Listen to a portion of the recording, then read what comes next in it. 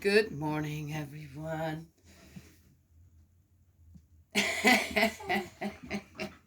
These guys, here he goes. These guys are all waiting to be let out. I already put some of them. Oh, a couple of them. Oh, just to go do their business. It's cold here. It's very cold. Yeah. So the boys get to come in. Don't have to stay out. Also, uh, if you know your animals well enough, what they do is when it gets really cold out there and they're not warm enough, they start barking, and they can bark all night.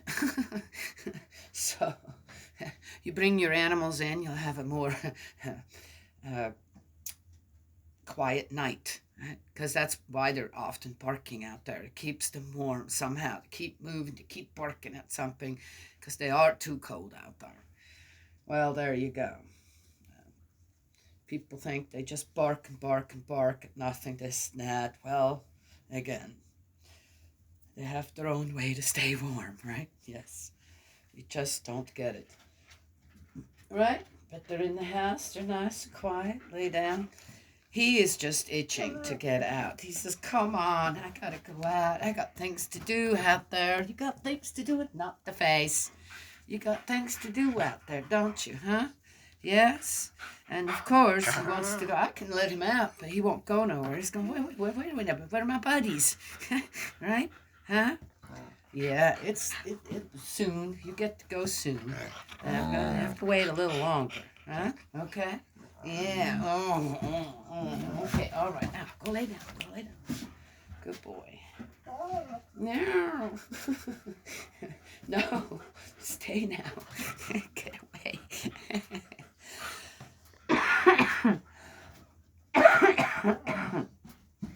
Surely most of you have heard about that aquarium in Germany, in Berlin, that burst, right? Wow, what a mess. So I just listened to a video where a guy, quite interestingly, and knows about architecture of things, this and that, explains most likely what happened, why it happened, and and certain things that definitely people weren't involved or this or that, because of the timing, because of it just happened. Something happened, it happened, and it busted. Saltwater tank, okay, with tropical fish, which needs what? So the one thing I have to say on all that, besides, yeah, that's a sad thing, and okay, so it happened. Yeah, sometimes one just has to wonder why people even build things like that, right? Okay, because I'm not getting it. But all right, all right. Uh, I thought that in Germany they had serious heating crises, and I've been hearing this now for months and months and months on how people are going to freeze to death, and they don't have enough uh, electricity or heating oil or whatever they heat their homes with. Right? Yes. Yeah. Yet here you are, and you have this huge tank, and I don't know what else. This also is, that was just a part of a bigger, right, aqua thing, and so they had to move fish from tanks in the basement, uh, because they had to cut the electricity off, of course, after the whole thing burst because of the water. Well, anyway, so here I'm listening, going, oh, wow, okay, first of all, that's very informative. But then I'm going, well, wouldn't that be something where you would say, you know what, we're going to have to let them fish all go, okay? Put them back in the ocean. We're not going to have enough electricity or heat. The heat should be reserved for the people, children and old people, right? Yes, yeah, you can bundle up, right? But again, hospitals, not a fish tank. All right, a huge fish tank like that. How much heat is that going to take? How much electricity will that take? I'm just saying. As I said, what we heard here in the U.S. about what's going to go on in Europe when winter comes. Yep. All right. Is this all hyped up? Is it all hyped up? Talked to some people in Switzerland, and I said, "Hey, how you guys doing? You got enough to heat your homes?" "Oh yeah, no problem." Yeah. Oh, well, Switzerland's right next to Germany. Okay, so what, they have a different deal with a, I don't know. Okay, maybe Europe just needs to start working together a little bit. I'm not sure. I don't know. As I said, are we all getting just hyped up stories? Most likely, like everybody else gets hyped up stories everywhere else about the U.S. Okay, yeah, we do have pretty much a circus going in the White House. Okay, but people are still doing fine. Yeah. Dear me. Yeah. So. They have plenty of time to do all kinds of different things, this, that, so, And, with the thefts and all that. Okay, one more thing. They're not stealing food, okay? Most of them are actually stealing things to sell and then buy drugs, okay? So if anything, people don't have enough money to buy drugs anymore, okay? Because the internet bill still needs to be paid. I mean, that's something that nobody wants to give up, all right? Okay. So, so there it goes. But in one of the states here, there was it North Carolina, I can't remember now, they have they have a new theft law. A new one. Okay, I'm not sure. That's true. I mean, here it is like, you can literally walk into a store and steal whatever you want. I don't think you could do it here where I live, right? People actually would stop you and say, "Hey, no, we're already paying enough, for hoodlums like you. Now, we're paying more because you're doing this," right, or something. But a lot of places, you literally can. You walk in with a backpack or even a little shopping cart and you load it up and you walk out. You have to pay anything. Right? It's true. Totally true. it's insane. And, And the thing is, the government, the Democrats are supporting that. It's fine. It's all good. Yeah, don't, poor people. They're not poor people. They're just thieves. And making it sound like poor people are all degenerates or something. Well, as I say, low-income poor people are all thieves here in the United States. No. The thieves, the people who are doing that, I said, they're not stealing things that they really need. Okay? Well, anywho, so here, the states are starting to reinstate laws that were at one point there, okay? And then, of course, there's just not enough police anymore. They have to be afraid to go to jail if they do their job. They have to let others shoot them. I mean, this is insane, okay? That's true. So, I'll say just regular, the majority of the people here now, you have to just, you're a law-abiding citizen, and to earth and heaven, for that matter, and you have to take the abuse. You just have to. I mean, the government's telling us we have to take the abuse. And the criminals are, okay, I don't know, right? I was supported by Hollywood, supported by the Democrats, right? Yes, yeah. We had just recently here, what was it? A FedEx guy, kidnapped a little girl and killed her. Within an hour, he had her killed and dumped somewhere. They caught the guy. There's bail money. Yeah, it's a lot, 1.2 million or something. Why would any judge set bail for a guy like that? You want to tell me that? You see, that's how it's working here. Bail, and you never know. There's so many people in this country that are just super rich. What if it comes into, I'm going to build that dude out, What? Yeah. Not that I know that anybody bailed him out, but again, right? What would you? A guy like that should never be out on the street again. Reform or not reform? Never ever. And why would a judge even make it possible for a guy like that who just killed a little girl, okay, kidnapped her from her house, and a delivery dude, FedEx dude, and kidnaps her, and within an hour had her killed. And he has what? He gets to what? Possibly end out on the street before his trial? Someone comes up with the bond money? Come on now. Right? Yes, that's the kind of stuff that's happening here in the United States. Yeah, weird, very weird. Okay, but yeah, so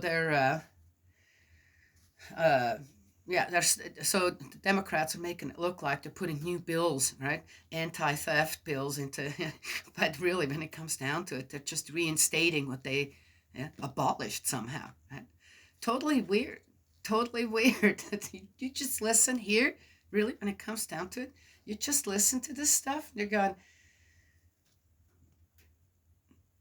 they're all nuts. Somehow, I'm not sure what they're drinking, what drugs they're taking in the White House. Not sure what they're on. But it ain't good for the people. It's not good for the majority who actually wants to see this country run properly, who are contributing in the proper way and know how to live together in society, right? Without taking and stealing from each other, killing each other, this, that, yes? Yeah, but anyway. Oh, yeah, there is another one, just to let you know how crazy it actually is here. So they want to implement, they haven't yet, but they want to implement in New York City that you can't, it's going to be illegal to do a background check on your tenants, the prospecting tenants, because it's keeping the criminals, right?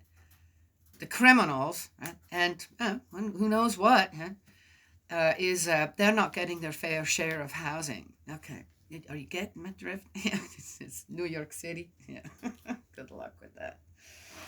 Anywho, Exodus. Yep. What can I say? We're in Exodus 6. The best thing is move away from these places and find exit, from these places, and find you a good state that still has its head on straight. Kentucky is one.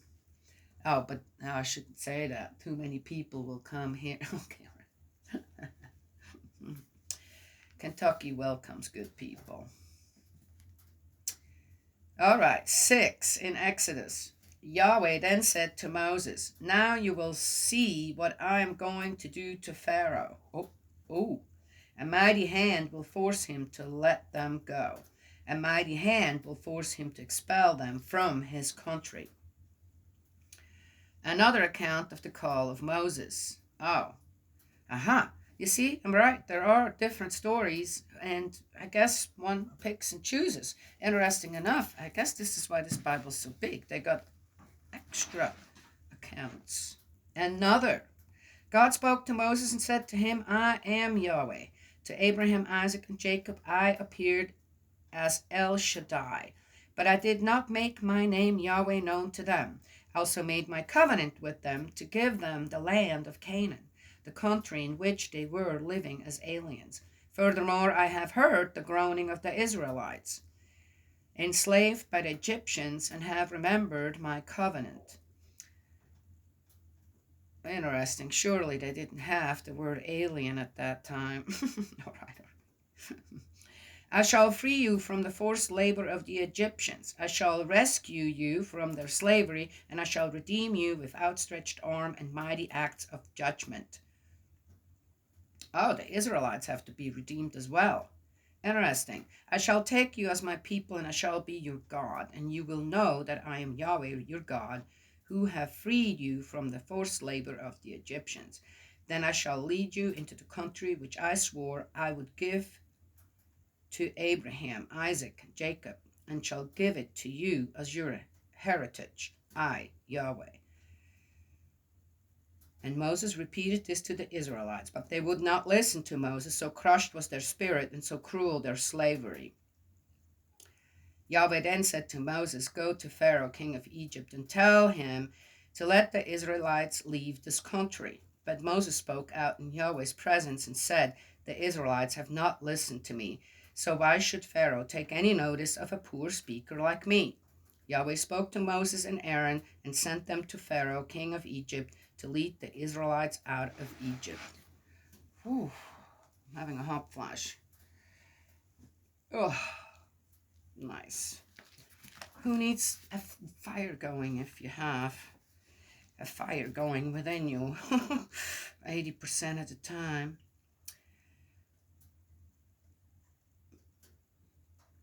It's interesting to me on how in today's time, on how vigilant one has to stay so that you do not become a slave of many different things out there that make perfect sense, right? Yes.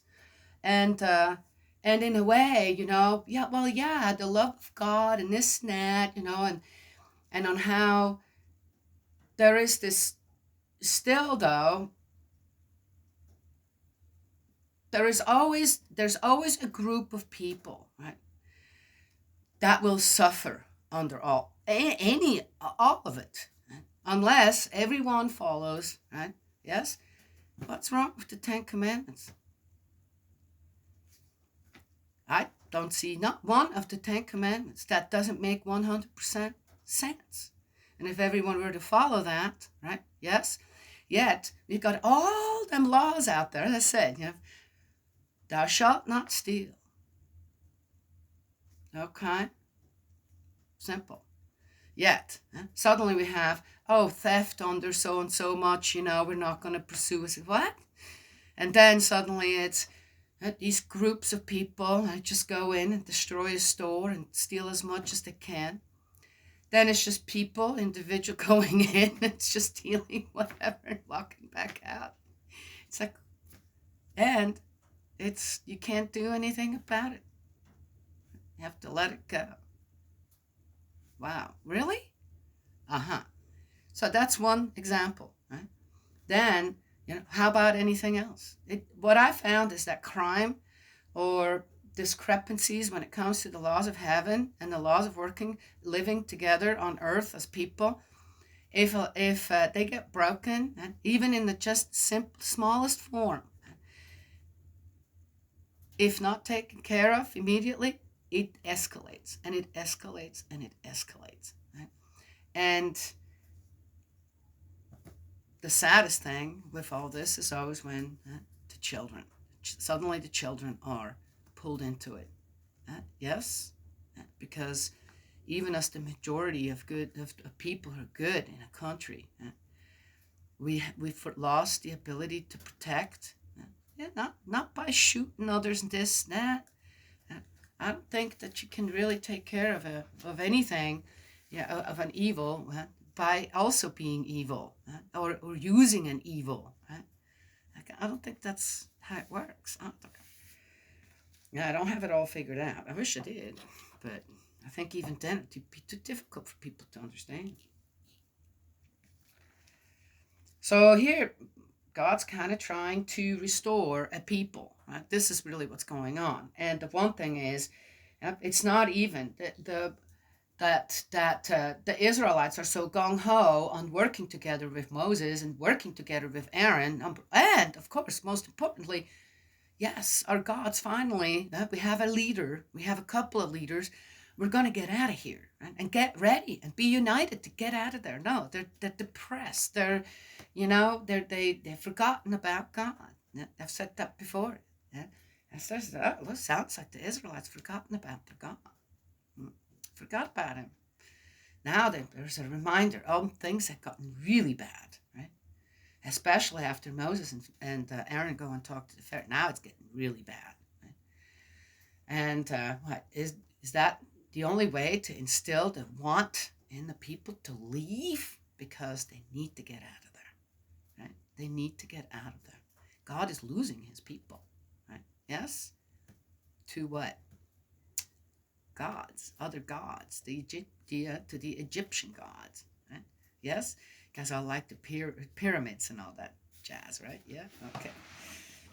Sphinxes and good. Oh, it's such a great thing. Yeah, all right, all right. All right, next. Daniela, where are you at today? Well, just being realistic. The genealogy of Moses and Aaron. Oh, all righty. Well, here we go again. See, now we're establishing again ancestry. These were their heads of families. The sons of Reuben. Uh-oh. Israel's firstborn. Yes, Israel's firstborn. Remember, Jacob is Israel. Reuben. The sons of Reuben. So Reuben must have passed away. Oh, interesting. Looky here. The sons of Reuben, Israel's firstborn, Hanoch, Palu, Hezron, and Carmi. Yes, we have. Right? These are the clans of Reuben. The sons of Simeon, Jemuel, Yamin, Ohad, Yachin, Zohar, and Shaul, son of the Canaanite woman. These are the clans of Simeon. These were the names of the sons of Levi with their descendants, Gershon, Kohath, and Merari. Levi lived for 137 years. The sons of Gershon, Libni, and Shimei with their clans. The sons of Kohath, Amram, Izhar, Hebron, and Uzziel. Uzziel. Kohath lived for 133 years. Kohath, wait a minute.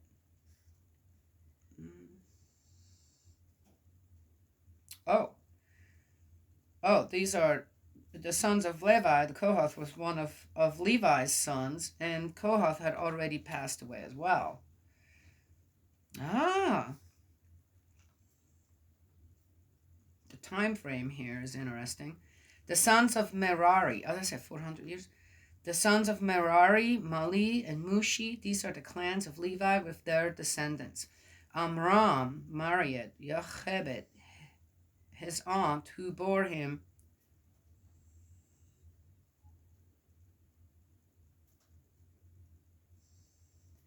Amram married Yochebed, his aunt, who bore him Aaron and Moses.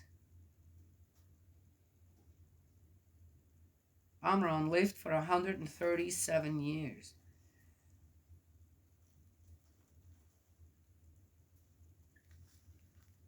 Okay. Not sure what they call an aunt. Is it the same as today? That would be pretty close relatives, wouldn't it? Yeah, I don't know. I mean, cousins marrying cousins, I mean, it used to be, it caused some problems, but, I mean, yeah, okay, all right, I'm not going to go there. I don't know. Being related in certain ways may have, been way farther removed than it is now, where we're very clear about uh, the relations between families and all that stuff. Okay. The sons of Ishar were Korah, Nepheg, and Sikri. Okay, now we're getting into names I've never heard before. And the sons of Uzziel, Mishael, Elsaphon, and Sitri. Aaron married Elisheba, daughter of Aminadab, and sister of Nahshon, and she bore him Nadab, Abihu, Eleazar, and Ithamar. The sons of Korah, Asir, Elkanah, and Abiasaph.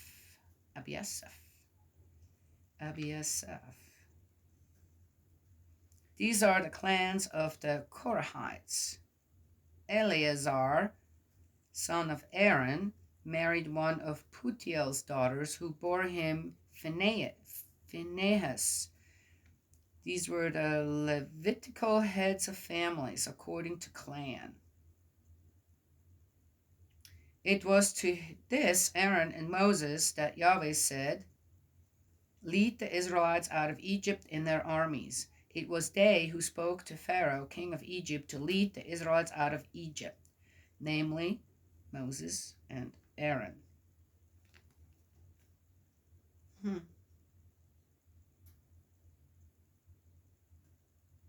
Interesting, it doesn't say.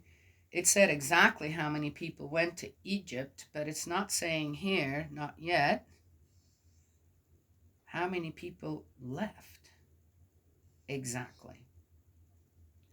The narrative of Moses' call continued. Now, the day when Yahweh spoke to Moses in Egypt, Yahweh said to Moses, "Tell Pharaoh, king of Egypt, everything that I am going to say to you."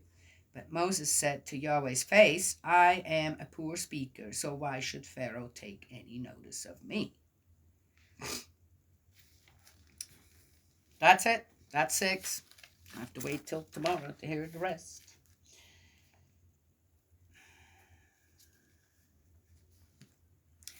There are a lot of good speakers out there, aren't there?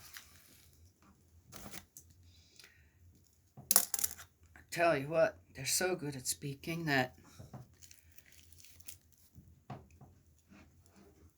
you get pulled right into there, right? Yes? Yeah.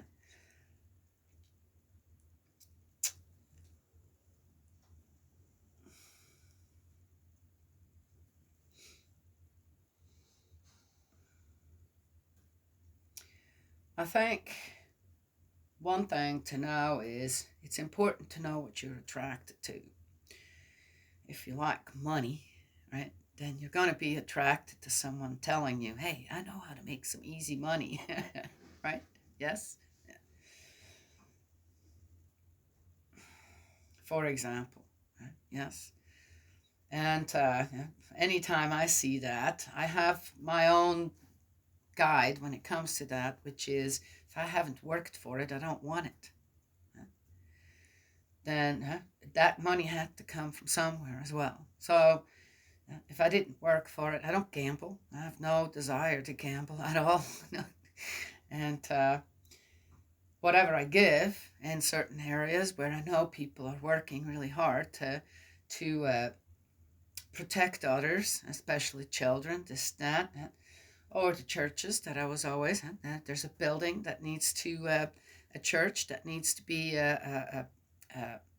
paid for, and certain other things that just go with it in a ministry, right? Yes. And I'm good to contribute in that way. So I know what I give, I know what I don't give, just because I'm going, yeah, I'm not going to contribute somewhere where the CEO makes $500,000 a year. No, that's not a non-profit, okay? So anywhere you go, it says, okay, do you have a website? Can I go? And then you go and look. And you go, okay, how much money are the employees make? How many employees do they have? How much money are they making? The information is there. It's always there. If it's not there, I'd be even more worried. And so there it is, right? Yes, that's not saying so, but no, you just go get a little bit of info and make sure that what you make, what you work hard for, that flow that you give out, that you're giving, right? Yes, that it is going where it should be going, in the right direction, to the right people, right? Yes, there's still good organizations out there one can give to, but a lot of them are fake. All right, beware. Then there's other things. I say again, what are you attracted to? What are you attracted to either get something, a lot of, that you've never worked for, you didn't. As I said, somebody passes away. What happens? This is terrible. It's awful on how immediately I see in people's minds and what starts to roll. What can I get out of that person's death? Their stuff. It's like, whoa. Anywho, best thing is do what I did. I already gave it all away. There's nothing to be had here. And then what do you do so you're feeling better, so that then you just feel better, but it really, whatever you're doing hasn't really made a difference. But you give, for example, right, to places you have no idea where the money actually is going, this and that. But you do it because that makes you feel better. Okay, you've done something. Yet, yeah. You never know what actually is going to be done with that money. You don't know. So be aware. Right? Be aware. Be aware on how what you have your children around as well. Be aware. Be aware. God found out his children had brought him to Egypt. Yeah, there was good guidance there, but somehow the guidance fell apart. And yeah, it's like God has to start all from scratch with his own people. Right? And again, what's important? Ancestry. The ancestry comes up again because that the covenants were made. Who's not breaking the promises? How have the covenants of Abraham, Isaac, and Jacob not survived? Why did they not survive among the people? God did not forget. And obviously now with Moses, suddenly there is God sees, oh, right? And with the burning bush, right? What does that tell us? Moses actually listens to God. Okay, I can't do this, right? But he can hear. He listens. His heart somehow, his heart to mind, is open enough to hear, at least hear God. And God can work with that. Yes? Okay. So there it is. And yeah, every story has something to give, this, that, to tell. And they're what they are. It's interesting. They haven't, though we got a little bit into it on how God's going to make sure that they're going to get out of Egypt, right? And something miraculous has to happen again, right? Yes? Yeah. Yeah. If they are so numerous, right, they could just easily, well, no, we're packing up, we're leaving, right? Pharaoh goes, oh, I have my armies. Well, there's too many Israelites now, right? What you gonna do? Just kill us all? Well, you won't have nobody working for you then. Not only that, but on top of that, we will defend ourselves too. And then what? So it's kind of like sometimes you almost have to confront someone. Just go, really? What are you gonna do? I mean, if you're gonna do that, then what afterwards? How's that gonna benefit you? Yeah. So, right? Yes. Okay. Well, said enough. A little bit disjointed this morning. I don't know. I guess it's just kind of that day, that time, that not sure. Be careful out there if you're planning to travel. The weather's still okay. It seems to be okay right now, but it's going to get bad. And I hope everyone stays safe. Make good choices. And don't get hurt. And don't talk anybody into, no, let's just, be smart about that. Right there, right? Yes. And stay put if you have to, right? Yes. Hopefully we'll keep the internet and then we can FaceTime, this, that, and yeah. It'll be all right too. It's better than to leave your life on the road. All right. Yeah. With all the warnings we're having out there right now, right? Yes? Yeah. Okay. All righty. Well, that is it. God's love and blessings always. May He protect you, and I will talk to you another time.